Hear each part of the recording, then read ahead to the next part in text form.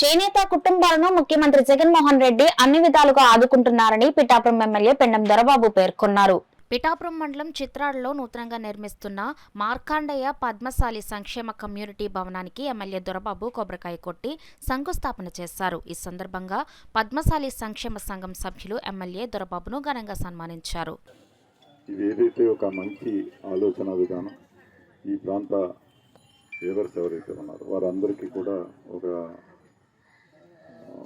community హాల్గా ఇది ఉపయోగపడే విధంగా మంచిగా తీర్చిదిద్దడానికి అన్ని రకాల కూడా ఇంకా వారే కాకుండా మేము కూడా అన్ని రకాలుగా కూడా దీనికి సహకరిస్తామని చెప్పేసి